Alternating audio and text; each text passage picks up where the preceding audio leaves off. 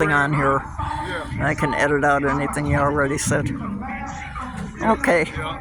Okay, we're back now with Eric Martin, who went to prison when he was 15 and published a documentary while he was there. And so you want to tell us about the documentary and what it was covering and why? Say the last part again. You want to tell us about the documentary and what it covered and why? Yeah, I shot a documentary really because like I get on the phone with somebody and I speak about like a 15-year-old person in prison. They'd be surprised. They act like they wasn't aware that this was going on. You know what I'm saying? So I'm like, you know what? I'll risk. I had a phone in prison. I said, you know what? I'm just going to risk going to the whole reflecting the story because it's that important. You know what I mean? So really just speaking about the journey, the tumultuous journey that kids go through in prison. You know what I'm saying? How they put us in there with all these predators and these hypersexual people, you know what I mean, that try to prey on kids and stuff like that. And I really just use my testimony really to navigate through.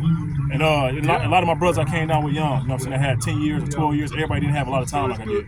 You know what I mean? So a lot of people some had life and stuff like that. So everybody was in a situation to deal with a lot of people in prison because I didn't join others. So I was able to talk to any and everybody that was part of other groups and stuff like that. And just grew. And then once I grew, I just realized how we was getting robbed because you really don't have an understanding at all when you got young. I'm talking none at all. You really rely on your parents or your grandparents to really get you through.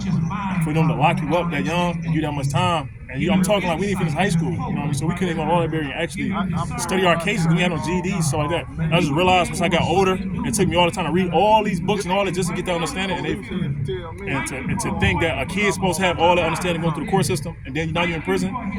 Like I feel like that had to be said. So I don't really talk too much about cases and stuff in the documentary. I just really speak about just the journey inside of prison. You know what I'm saying? Because everybody's stuff there. Because some people need to be in there. You know what I'm saying? Some time was needed for some of us. Don't get it wrong.